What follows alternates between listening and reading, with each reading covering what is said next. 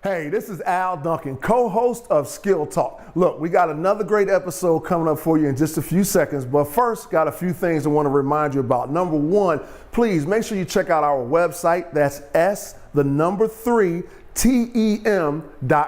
S3TEM.com. That stands for Soft Skills for STEM. Now, while you're on the website, the second thing you need to do is make sure you sign up for our mailing list. That way you never miss an episode, and you also get to take advantage of all the new free resources on soft skills training that we're going to have for you. And the final thing is, make sure you check out our Success Lab. That's where you can find all of the activity sheets that go along with the Skill Talk episodes. And you also find some videos of our live events, some of the archives, okay? So I'll tell you what, enjoy the episode. See you soon.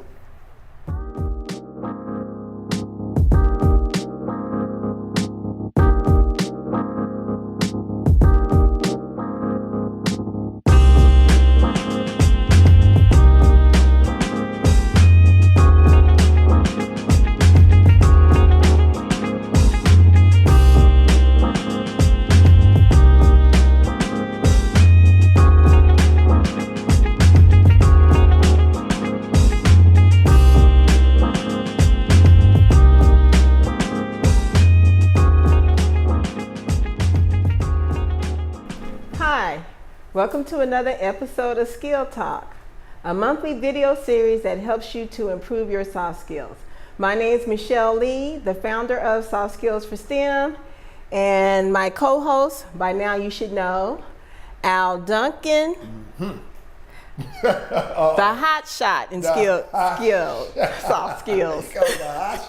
hot shot soft skills. I like that. Okay, let me see. It's my turn then. Okay, Dr. Michelle B. Lee. The B stands for bad, as in that's a bad sister right there. There you go. Okay, so back at you. Look, we're gonna have some fun with y'all again. Make sure you get the skills that you need to succeed. Doc, what are we gonna talk about this week? You know what, Al? I was talking to a friend the other day about his kids. Here we go. Well, actually, we were having an in-depth conversation, and he brought his kids into the conversation. All right. And at the time, we were talking about how he noticed the difference between his two sons. So one, I don't know, they might be like maybe 3 or 4 years in difference. Okay, age difference, all right. Yes. And he said that he told his kids that they can take the number of toys that they wanted, but just one time. Okay, so they had to come down with their toys. They couldn't be going up and down the stairs. I got you. So it was upstairs. He said, look, I'm tired of y'all running down them steps. Bring some toys down here one time. Whatever toys you can hold, that's what you're going to get. Yeah, that's exactly it. So he said he noticed the difference in the thought processes of both his sons. So the oldest one brought down 2 toys, but they could hold in a hand, what he could hold in his hands. All right, so toys in his hands. All right, yes. I got that. And then his younger son actually had his pocket stuff, had his shirt stuff, had stuff under his chin. Come on, he can have like this and tuck the shirt in and was putting toys in there. Yeah. And I thought that was hilarious. And then he said that's when he noticed, you know, the one son, the youngest son, was more resourceful. Oh, that's a good word right there. Resourcefulness, right? Yes. Yeah, that is, to me, that's the ability to effectively find ways to deal with difficulties and challenges. All right, so I know we're talking about kids, but that was a challenge. No child, if you tell them you can bring out toys, they're okay, man, I only got 2. I got too many toys to choose from. I want more. So the youngest one filled up everything he could, right? Yes. That's how he solved his challenge or his difficulty. Okay, that's interesting. So being resourceful, but then also I think that demonstrated his critical thinking too. It did, critical thinking, problem solving. He's like, I got things to take care of. Yeah, because given that limitation, he was able to figure out how to bring down more toys than just using his hands. That's right. Well, part of being resourceful, or things that will help you show more resourcefulness, you need critical thinking and problem solving and decision making in there to help you out. So what you'll notice is a lot of soft skills, or what I like to call they're multi-tiered soft skills. In other words, it's a high level soft skills,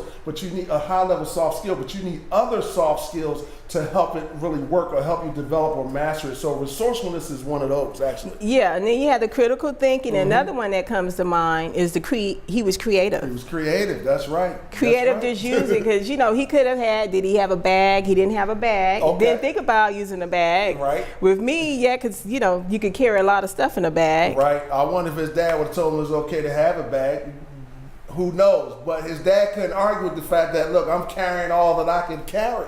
Yeah, so I thought that was cute. But then also, trying to be resourceful sometimes could actually be dangerous.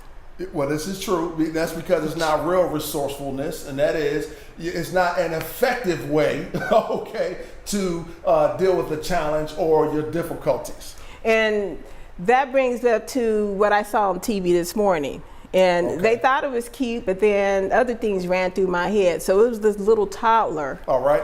And I guess he was teething. Okay. And so he found a way to take care of his teething. And he was actually on like a dining room table going back and forth. They thought that was cute. Okay.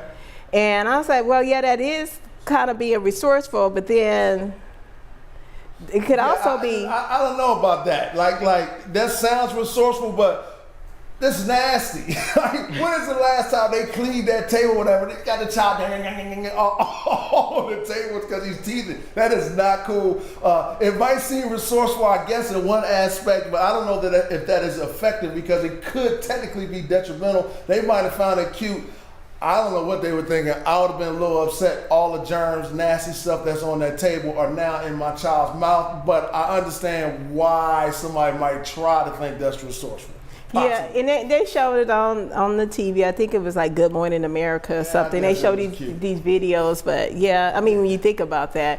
I look at it like, y'all thought it was cute, but I bet you wouldn't go put your teeth in your mouth on that table, or it was cute when your child did it, right? Okay. Yeah, so going back, so when we talk about being resourceful in the workplace, having creativity, thinking out the box, they might give you something to do. You have limited resources, and pretty much being resourceful is finding out how to do your tasks. That's right. With the limited resources. I agree with that. That would be basically okay in a workplace. That's right. Find an effective way to deal with the challenge or difficulties you might be having in the workplace. And here's the thing about resources. You got to understand what your resources are in order to be more resourceful. So a lot of times people they don't even realize that someone or something is a resource. I'm teasing students all the time. Hey, you looking for a job? You been to the Career Development Center? I don't know.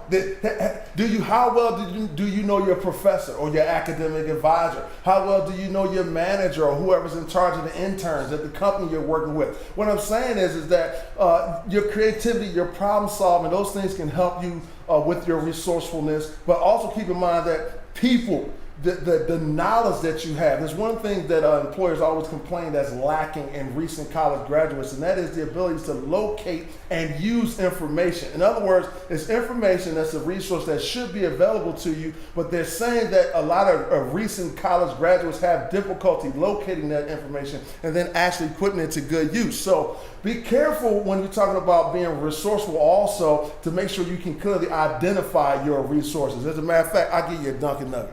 Here you go. Duncan nugget.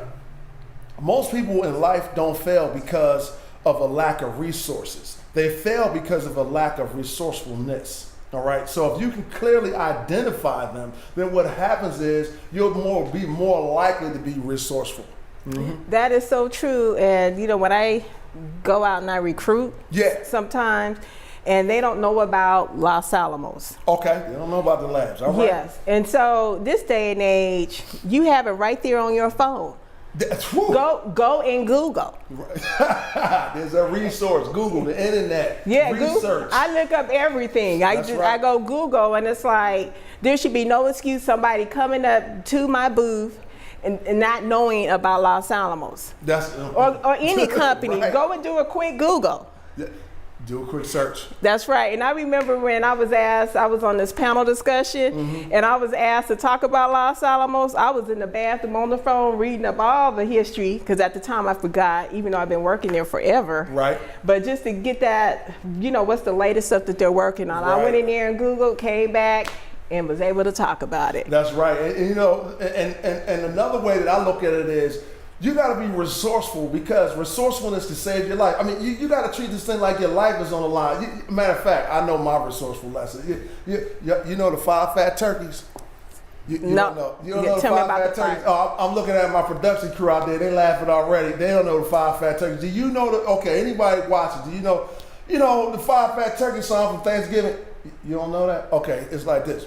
5 fat turkeys all week. We spent all night in a tree. When the butcher came around, we couldn't be found. But that's why we're here, you see. Right? Okay, 5 fat turkeys. I'm not looking at you. You looking at me crazy?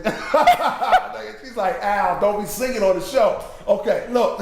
You got some skills. Oh, I like that. Thank you. Okay, good.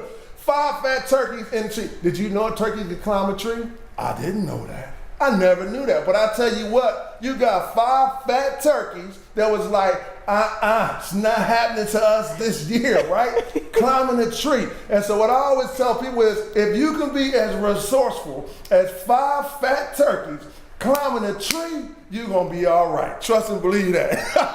You understand what I'm saying, Doc? I understand. I'm still getting over that singing. The 5 fat turkeys. Okay, good. So look, when it comes down to being resourceful, just remember these things. Like I said, make sure you can identify your resources. And some of the soft skills that you need to help you become more resourceful are things like problem solving, critical thinking, creativity, innovativeness. These things right there will help you become more resourceful so that you're not missing out on opportunities and things that you should be able to capitalize on. What else we got for them today, Doc? I think that's it. We're going to end with the 5 fat turkeys. I'm not going to sing that again. You want me to sing it again? If you want to listen to it, you want me to sing it again, just hit rewind. All right, so I guess that's it for today. Thanks for tuning in to another episode of Skill Talk. Absolutely. Do you know what we're going to talk about next time? I know what we're going to talk about. So do you, but you don't. Like we always say. And guess what? If you want to know, you got to tune in next time. So we look forward to seeing you again soon. My name is Al Duncan on behalf of Dr. Michelle B. Lee. We look forward to seeing you on another episode of Skill Talk. Until then, be safe, be well, and be blessed. Duncan Nuggets. Duncan Nuggets.